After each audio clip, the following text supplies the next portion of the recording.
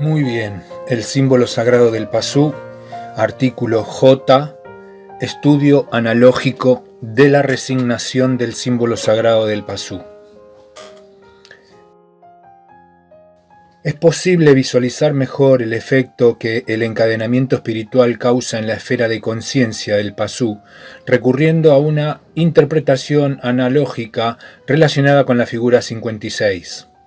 Empero, será conveniente advertir que un estudio semejante podría revelar correspondencias mucho más rigurosas y exactas si se empleasen los instrumentos matemáticos adecuados, esto es, la geometría analítica y diferencial.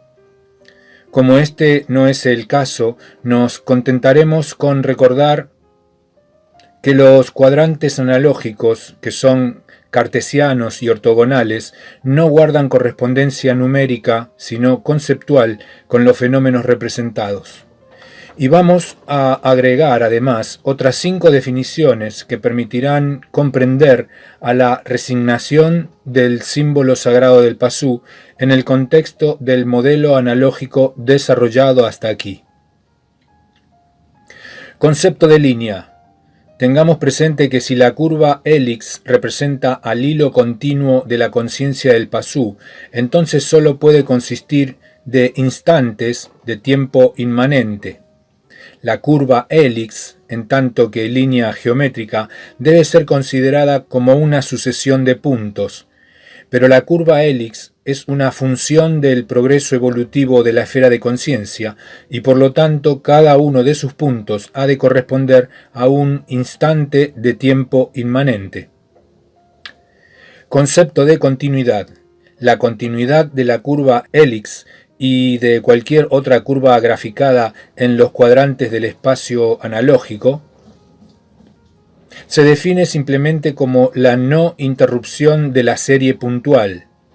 Hay continuidad si es posible pasar ininterrumpidamente de un punto a otro al desplazarse sobre la curva, es decir, si todos los puntos de la serie están en contacto entre sí.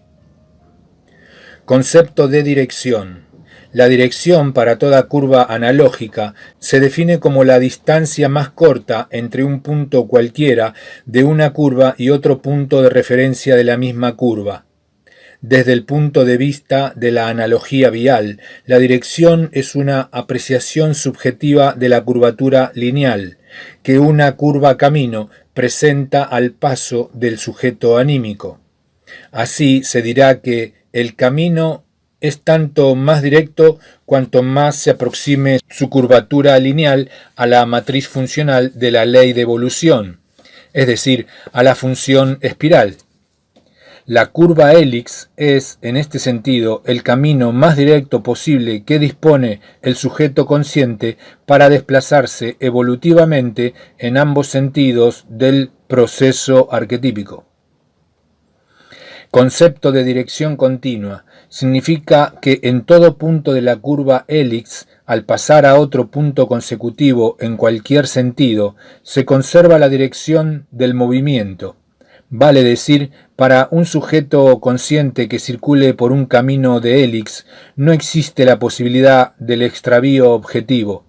El sujeto, con solo marchar de punto en punto, alcanza indefectiblemente los extremos de la función. Concepto de orientación. Se denomina orientación al acto de evolucionar con dirección continua sobre el camino del significado.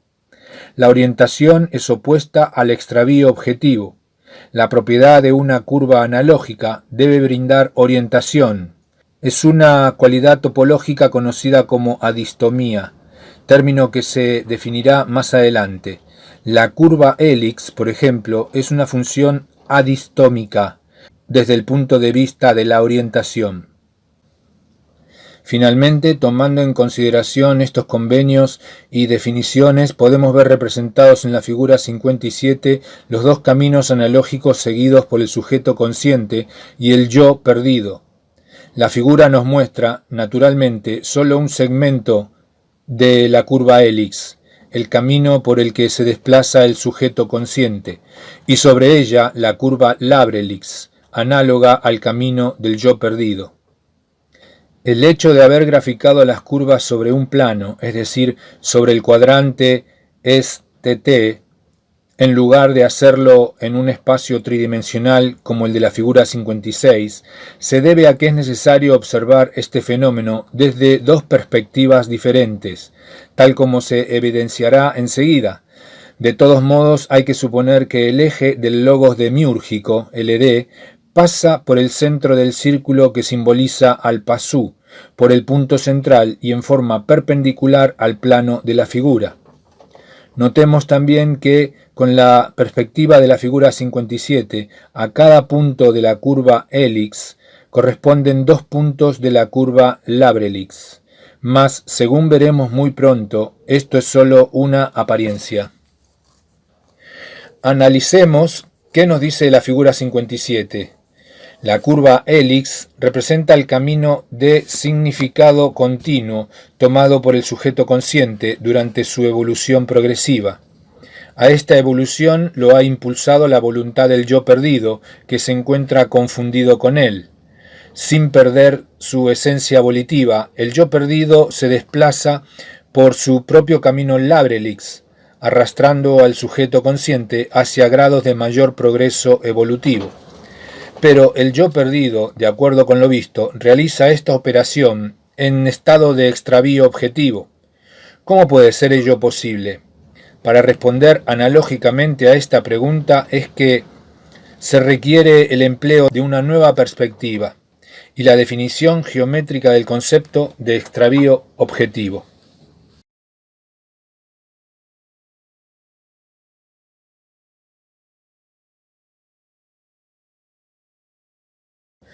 Con la clave genética, los siddhas traidores resignan el símbolo de la autonomía óntica, el símbolo sagrado del pasú, aplicando el símbolo del origen sobre el designio pasú. Esta operación, el encadenamiento espiritual, es la que causa la aparición de un camino Labrelix sobre el camino de Hélix. Desde el punto de vista analógico, el símbolo del origen causa el siguiente efecto. A cada punto de la curva hélix, que desde ahora vamos a llamar monarque, hace corresponder un punto de la curva Labrelix, punto denominado tetrarque. Tales puntos pueden observarse en la figura 58.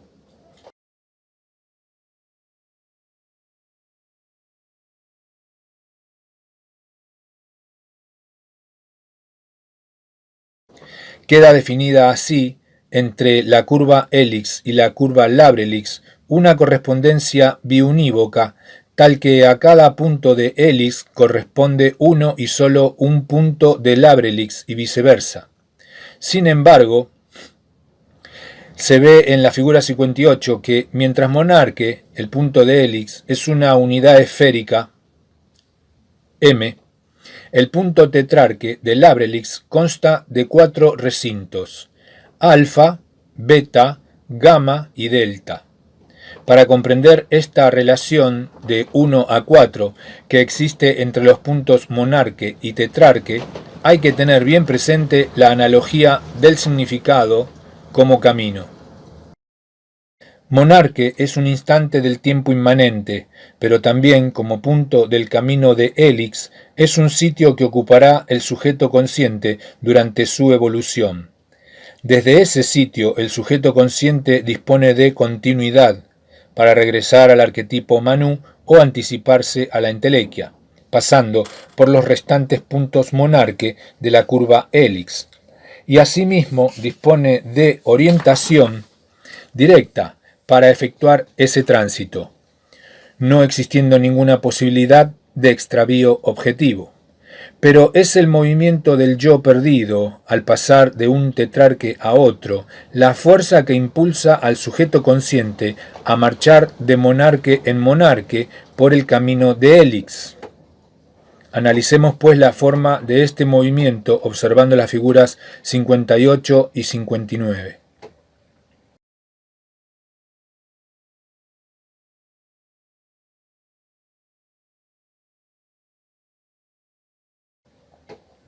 En principio, el yo perdido se encuentra en el recinto de entrada alfa del tetrarque. en el instante inmanente en que el sujeto consciente ocupa el punto monarque, M. Frente al yo perdido se halla entonces el recinto íntimo beta, cuya característica esencial consiste en que bloquea el paso hacia otro tetrarque y en cambio permite el acceso hacia cualquiera de los recintos de salida laterales, gamma o delta. Con otras palabras, el yo perdido, situado en alfa, no puede pasar a otro tetrarque a través de beta, pues este recinto está cerrado hacia adelante. Desde beta solo es posible pasar a gamma o delta. Ahora bien, tanto gamma como delta están abiertos hacia adelante, lo que permite al yo perdido trasladarse desde cualquiera de ellos al siguiente tetrarque sucesivo. Y cuando el yo perdido ejecuta ese paso, sea que provenga de gamma o delta, su movimiento arrastra sólidamente al sujeto consciente, que entonces pasa también al siguiente monarque. Bien que se miren las figuras 58 y 59, se advertirá que el yo perdido se enfrenta en cada tetrarque a la secuencia inevitable, alfa, beta y gamma o delta. Para comprenderlo, indaguemos a la sabiduría hiperbórea. ¿Por qué se mueve un yo perdido? Respuesta: porque su esencia volitiva lo impulsa a buscar orientación. Tal es la naturaleza estratégica del yo perdido. La búsqueda de orientación es, pues, el motor del yo, y con esa determinación ingresa siempre en los recintos de entrada de los tetrarques del camino Labrelix. A partir de allí, el yo perdido se ve obligado a repetir las tres fases de una secuencia inevitable. Fase alfa: el yo perdido ingresa en el recinto de entrada motivado por la búsqueda de orientación que determina su esencia volitiva. Fase beta: el yo perdido ingresa en un recinto íntimo del tetrarque donde se bifurca el camino. Allí debe optar entre dos alternativas, gamma o delta. Fase gamma o delta: el yo perdido ha elegido una de las vías posibles, gamma o delta, para continuar con la búsqueda de orientación y pasa a un recinto de salida. Desde allí recién podrá ingresar al recinto de entrada, alfa, del siguiente tetrarque. En síntesis, y tal como se expresó en el cuadro al pie de la figura 59, la fase alfa se caracteriza por la búsqueda, la fase beta por la opción y la fase gamma o delta por la elección. A cumplir esta secuencia, desde luego, el yo perdido no puede negarse, puesto que el mismo principio que causa su aparición, esto es, la resignación del símbolo sagrado del Pasú con el símbolo del origen, determina también la forma en que dicha aparición ha de ocurrir. El yo perdido, como manifestación efectiva del espíritu encadenado, solo puede existir sobre un camino Labrelix formado por puntos tetrarque, un camino paralelo y correlativo al camino Helix por donde circula el sujeto consciente del Pasú durante el proceso evolutivo del arquetipo Manú. Observemos que, más allá de las analogías que suscita el significado como camino, los puntos monarque y tetrarque corresponden respectivamente a actos reales del sujeto consciente y del yo perdido. Tales puntos, en efecto, son símbolos que representan al acto del sujeto o del yo en un momento dado de su acontecer. Los puntos, entonces, son la expresión actual de las esencias respectivas.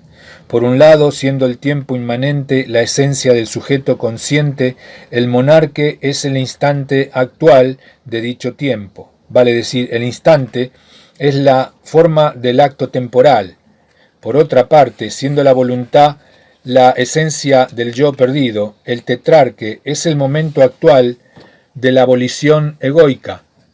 Pero el tetrarque tiene forma triple.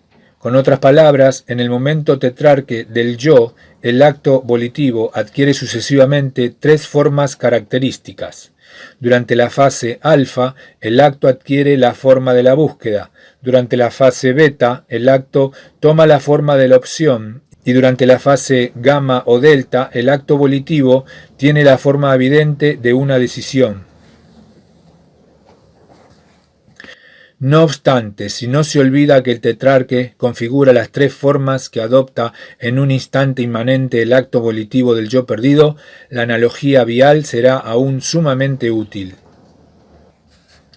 Así, supongamos que el camino Labrelix es una curva compuesta por una serie sucesiva de puntos tetrarque y analicemos sus propiedades a la luz de las definiciones precedentes. Es evidente que el recinto de entrada alfa de un tetrarque posterior solo podrá unirse con el tetrarque anterior por uno de los recintos de salida, gamma o delta, con el fin de visualizar adecuadamente una curva construida de manera semejante. Se ha representado en la figura 60 el camino Labrelix sobre el camino Helix. Reparemos que esta figura es equivalente a la figura 57, pues muestra el mismo segmento de las curvas Helix y Labrelix, aunque vistas desde otra perspectiva.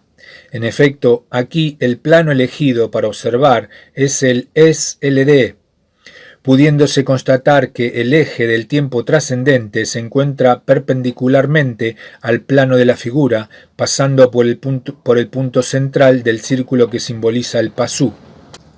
La figura 60 nos permitirá al fin definir geométricamente el extravío objetivo y explicar la función utilitaria que el encadenamiento espiritual le asigna al yo perdido para favorecer la evolución del pasú.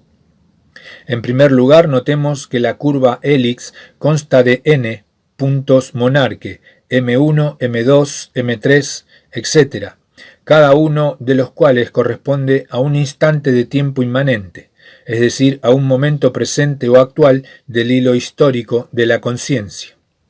El sujeto consciente, al desplazarse por un camino semejante, lo hace con dirección continua hacia la entelequia manú, o sea, permanentemente orientado, sin posibilidad de extravío objetivo.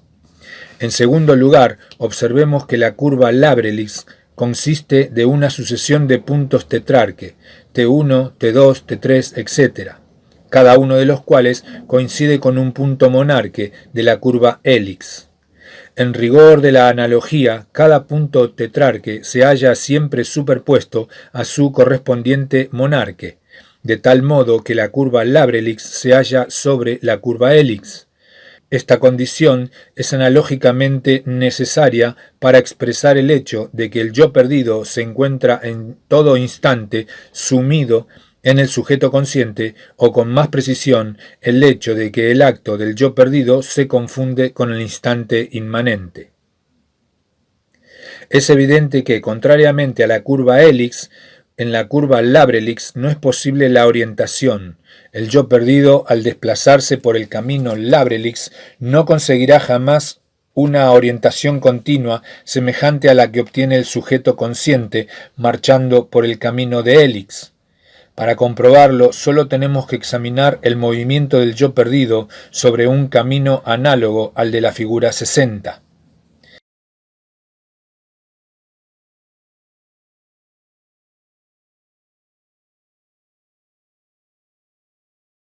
En principio, se debe admitir que la curva Labrelix es continua. Es posible avanzar y retroceder sobre la misma sin hallar ninguna interrupción. Todos los puntos tetrarque están en contacto entre sí, formando una serie continua, paralela y correlativa a la serie puntual de la curva Helix. Sin embargo, desde los recintos alfa ocupados por el yo perdido al comienzo de cada instante inmanente, no es posible conocer la dirección exacta de los extremos de la función. Para un yo situado en un tetrarque determinado, solo será posible alcanzar efectivamente otro tetrarque cualquiera, pero no podrá anticiparlo. Por ejemplo, el yo perdido situado en alfa de T1 solo podrá alcanzar efectivamente T5, ocupando realmente los puntos analógicos T2, T3 y T4, pero no podrá prever ni anticipar T5, porque los recintos íntimos beta de cada tetrarque cerrados hacia adelante se lo impiden. Tal imposibilidad de orientación se denomina extravío objetivo del yo perdido. El extravío objetivo puede ser entendido alegóricamente como si el yo perdido marchase a ciegas por el camino Labrelix, incapaz de vislumbrar lo que está más allá del momento actual. En el ejemplo reciente se puede decir que el yo perdido no ve a T5 desde alfa de T1, ni a ningún otro tetrarque anterior o posterior a T1. Esta propiedad de extraviar al yo que posee el camino Labrelix puede también explicarse así. Para el yo en T1, el punto T5 solo podría ser alcanzado tras resolver las opciones que plantean beta 2, beta 3, beta 4. Antes de estos actos concretos sería imposible para el yo anticipar a T5, puesto que tal tetrarque es el producto final de una serie de opciones y elecciones imprevisibles, resueltas por el yo perdido durante la marcha. Y esto mismo vale para cualquier otro tetrarque ubicado en cualquier punto del camino Labrelix. El yo jamás sabe hacia dónde va, solo busca, y en esa búsqueda avanza o retrocede por Labrelix, sin conocer nada más allá del tetrarque actual. El extravío del yo se denomina objetivo, porque es real, determinado externamente a su voluntad de orientación por la acción del símbolo del origen, que le impone un camino constantemente bifurcado. Mas el extravío objetivo ocasiona también en el yo un efecto subjetivo. Es la sensación de rectilinealidad de su desplazamiento por el camino Labrelix. Este efecto se ha simbolizado en la figura 58 con la línea recta que indica el ingreso del yo al punto tetrarque en oposición a la curva que señala la trayectoria del sujeto consciente por el camino hélix. El yo perdido tiene siempre el convencimiento de que se mueve sobre una línea recta y, como habitualmente se encuentra confundido con el sujeto consciente, es decir, identificado subjetivamente con el tiempo inmanente, extiende esa creencia a toda esencia temporal y supone sin más que el tiempo transcurre en forma lineal. De más está decir que todo esto es puramente subjetivo, una ilusión producida por el extravío objetivo que experimenta el yo perdido en el camino Labrelix. Pero muy distinta es la situación del sujeto consciente durante ese movimiento desorientado del yo. Este, cualquiera sea el movimiento efectuado por el yo, siempre avanza en dirección continua de la entelequia a Manu, progresando evolutivamente por el camino de hélix. Así ocurre porque el encadenamiento espiritual, la resignación del símbolo sagrado del Pasú con el símbolo del origen, determina que el yo perdido marche en extravío objetivo por el camino Labrelix, mientras arrastra con la fuerza de su voluntad de búsqueda al sujeto consciente por el camino hélix del progreso evolutivo. Examinemos ahora con más detalle las propiedades de la curva Labrelix de la figura 60. Ante todo, vemos que en cada instante inmanente, M1, M2, M3, etc., el yo perdido efectúa las tres fases de un acto volitivo correspondiente, T1, T2, T3, etc.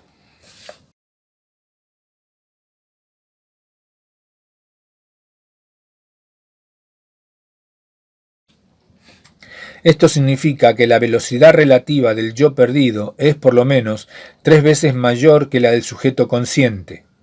Con esa velocidad superior, el yo perdido realiza los siguientes movimientos sobre el camino Labrelix. En el instante M1, el yo ingresa en el recinto de entrada alfa del tetrarque T1, en un acto volitivo de búsqueda.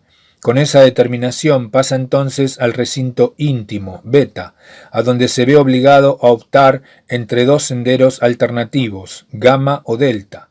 La elección del yo recae en delta e ingresa así a un recinto de salida. En el instante M2, el yo se traslada desde delta de T1 a alfa de T2. Ingresa a la sazón en beta y opta por el recinto de salida delta. Tras esa elección, en el instante M3, el yo se desplaza al recinto alfa de T3 para iniciar una nueva búsqueda ya en beta, opta por la salida gamma desde donde se traslada en el instante M4 al recinto de entrada alfa de T4 y de este modo, decidiendo instante tras instante el rumbo a seguir, avanza el yo por el camino Labrelix, sumido irremediablemente en el extravío objetivo. No será necesario insistir demasiado ni agregar ninguna aclaración si afirmamos que el camino Labrelix tiene las dimensiones analógicas de un laberinto interior, un laberinto en el que el yo se encuentra permanentemente extraviado, sin posibilidad de orientarse en ningún sentido. El desplazamiento del yo sobre el camino Labrelix efectivamente cumple la secuencia de todo aquel que se encuentra extraviado en un laberinto. Búsqueda de la salida, opción entre dos caminos que se bifurcan y elección por uno de ellos, pero el camino elegido conduce invariablemente a una nueva bifurcación, frente a la cual es necesario optar nuevamente, repitiéndose perpetuamente el drama del extravío. Búsqueda, opción y elección, más las dimensiones laberínticas del camino Labrelix constituyen algo más que una mera alegoría formal. La sabiduría hiperbórea afirma la realidad del laberinto interior en el que se haya extraviado el yo perdido. Por eso, las vías de liberación espiritual que propone sólo pueden ser comprendidas en términos del misterio del laberinto, misterio que se ha expresado desde antiguo como un símbolo sagrado del Viria, es decir, con el signo del laberinto exterior. En otros incisos más adelante volveremos sobre el laberinto interior y exterior. Continuaremos ahora con el examen del camino Labrelix. Por lo que hemos visto, el mismo consiste en una sucesión de tetrarques, puntos que obligan al yo a cumplir una constante y repetida secuencia de las fases búsqueda, opción y elección. Por esta constante necesidad de optar entre alternativas, gamma o delta, con que los tetrarques condicionan al yo, es que la sabiduría hiperbórea también los denomina puntos disyuntivos, ofreciendo cada punto de la curva Labrelix una disyuntiva. Es evidente que el yo ha de permanecer en el extravío objetivo.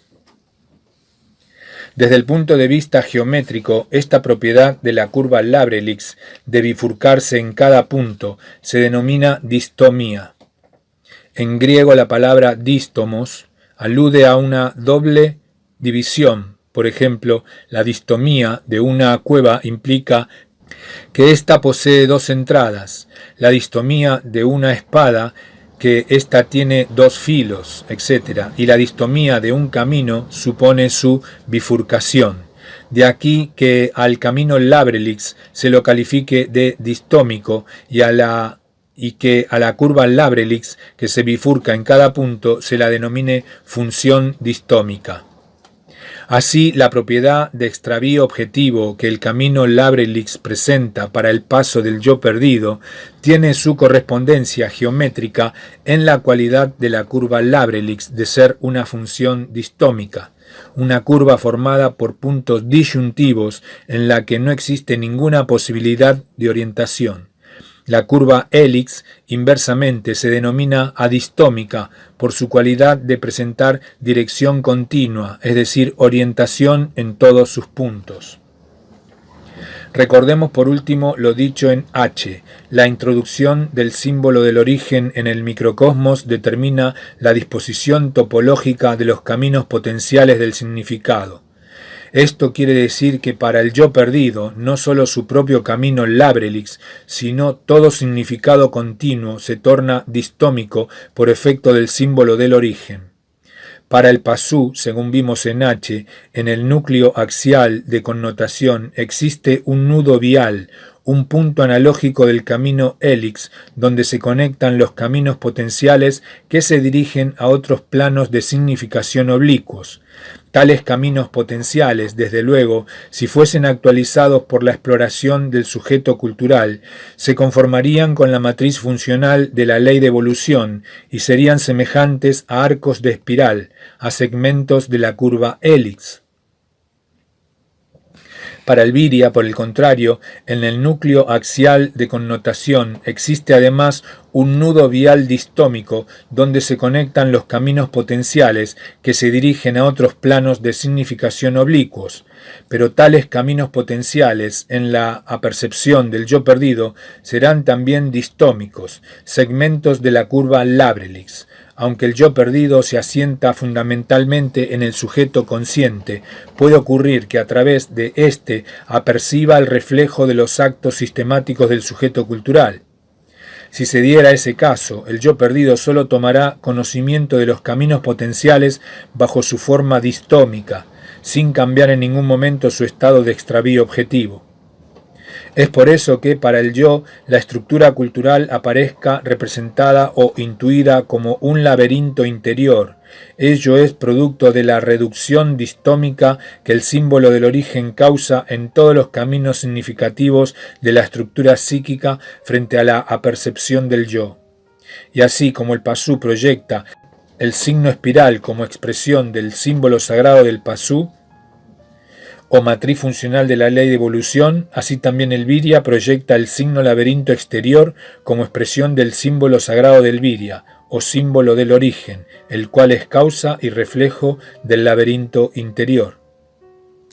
El símbolo del origen, al causar la distomía de todo significado continuo de la estructura psíquica, al convertir a ésta en un laberinto interior, para la apercepción del yo perdido, produce un curioso efecto subjetivo denominado cuadrangularidad de la esfera de sombra.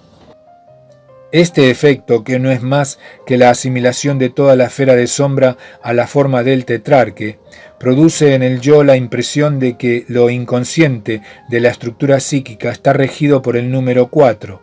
Inversamente, suele ocurrir que el número 4 rige inconscientemente la apercepción del yo y determina la cardinalidad del pensamiento.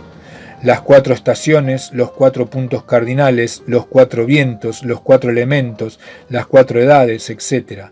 Son divisiones arbitrarias de lo real causadas por la forma tetrárquica de la esfera de sombra.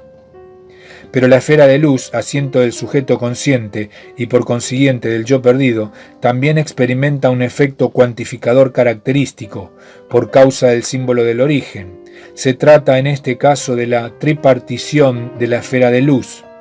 Aunque el tetrarque representa la cuádruple forma que el acto volitivo del yo es capaz de adoptar, es evidente que en su paso por un tetrarque el acto real del yo es esencialmente triple. Alfa, beta y gamma o delta, beta y gamma. Al manifestarse en la esfera de luz, en cada punto del camino Labrelix, el yo efectúa un acto triforme que determina la ordinalidad del pensamiento. Todo cuanto se supone regido por un término medio tiene aquí su origen. Por ejemplo, la acción mediadora del número 2 en la serie 1, 2, 3, mañana, tarde y noche, arriba, medio y abajo, pasado, presente y futuro, etc.